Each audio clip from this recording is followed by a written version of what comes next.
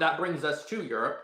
And I'm going to share another article here talking about Germany is set to vote on historic increase in defense spending. So this was a vote that's going through in Germany. And I think down at the bottom is where I saw, yeah, so this is the international aid to Ukraine since the start of war, since the start of the war. And as you can see, the United States is not even that high. It's right in the middle, and they've given 0.5% of their GDP.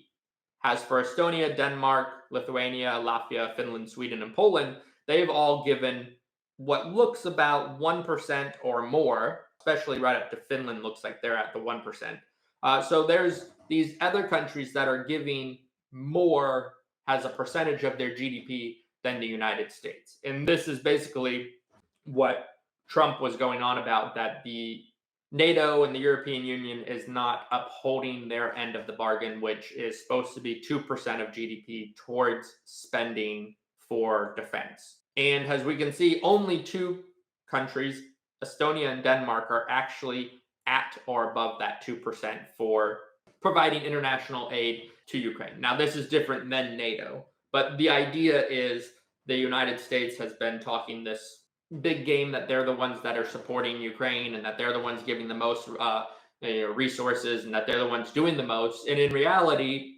it's not when you actually allocate it to the amount of GDP. Because again, it might be dollar terms might be more or equipment might be more. And you could say, well, that's more important than percentage. But it's like if a country can't give, then the only way that you can balance it is saying, well, who's giving the most has a percentage of their total GDP. And what we see is Estonia and Denmark are the countries, and Lithuania and Latvia and Finland to some extent are actually giving a lot or more than some of the other nations. Even the UK and the US are kind of right at the same spot in terms of what they're giving in terms of their GDP. So the US is talking about real dollar terms and saying that NATO isn't doing enough and that they want to pull out of NATO. And that is spurring a lot of action here in Europe. And I'm actually wanting to talk about that because I think it's really important. And I think this is a positive. So before the election, I was talking to my sister, on the phone, and she was talking about the elections coming up, and she was saying that she was voting for Harris and that she was excited that we were going to finally have a female president. And I said, it's not going to happen. And it's just not going to happen. And she was like, no, she's got a lot of support. And then we started talking about why I thought Trump might be better than Harris.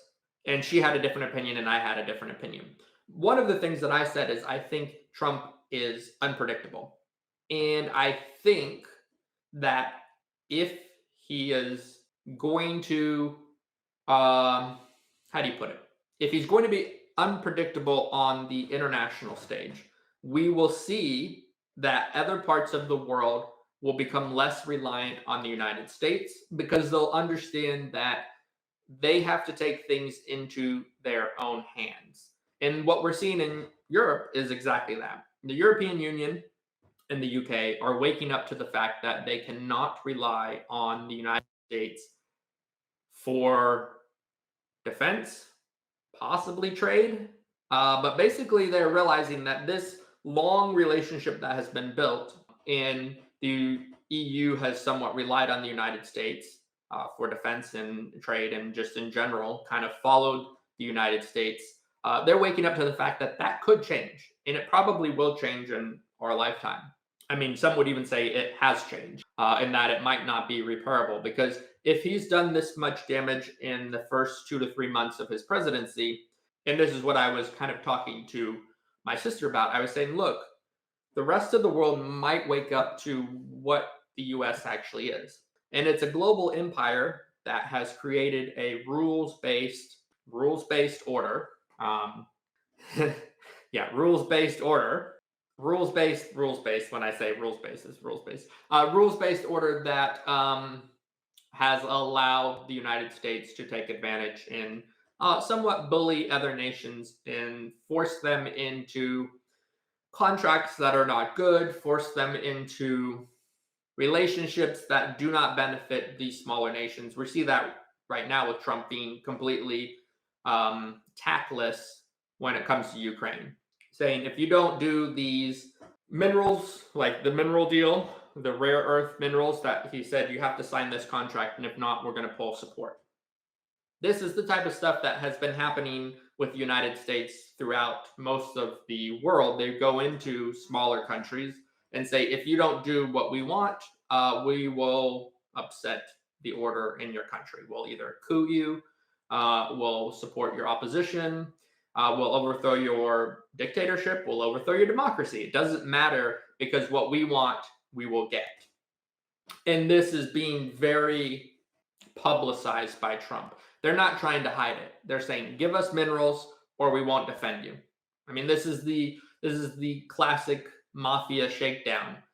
You want some protection? We'll give you some protection, right? It'd be a shame if your shop got busted up.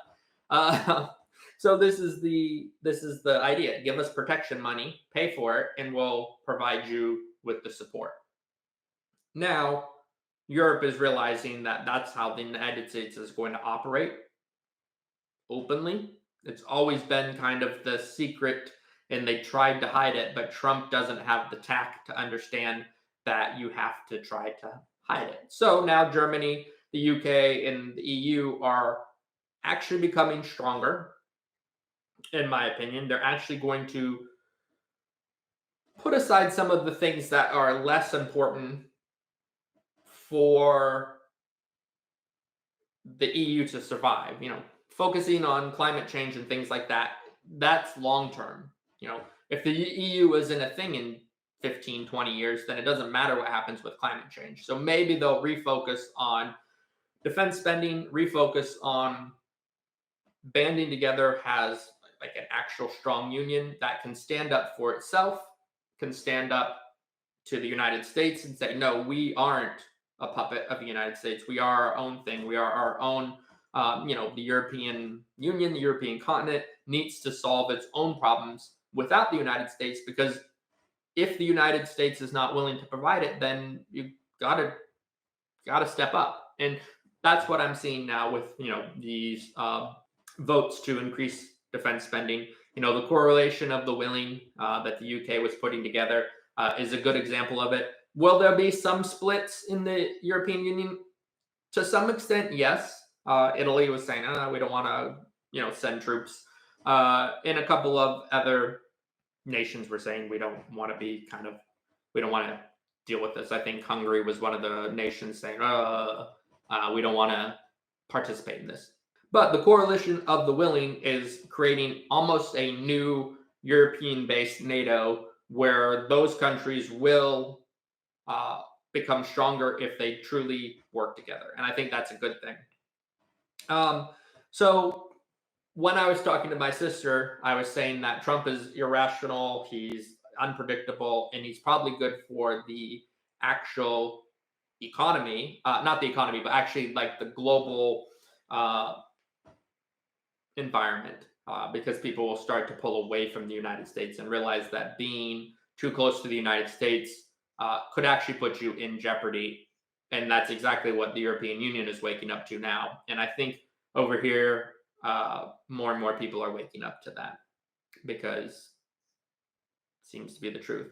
And also Asia will change too, most likely, because if nations can't rely on the United States, then you might see Korea, you might see Japan, you might see the Philippines, you might see Cambodia and Laos starting to shift away from the United States, because if support is not guaranteed, then you probably need to cozy up to your next biggest ally or potential threat, which would be China in that region. So maybe we'll see some shifting in Asia with the approach to China, which I say I'm all for it.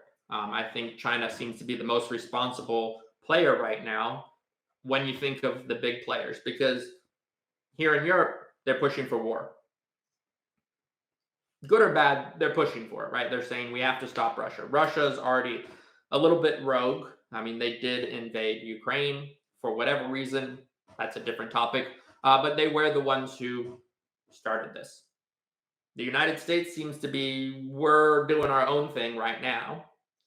And that's mostly just tanking their economy. But that they're doing their own thing. European Union's kind of pushing for war. Russia's already started the war, and then basically the only big power left is China, which seems to be the only responsible player in the room. So yeah, it's very interesting right now. If you like that clip from the live stream, consider becoming a member and joining the community where every week I will be doing live streams talking about the latest news from the US, Europe, and China. About 50% of the content will be uploaded to the general audience, but 50%, 50 to 60% will remain only for members only. So if you want to see so much more than just these little clips, be sure to become a member and join the live streams.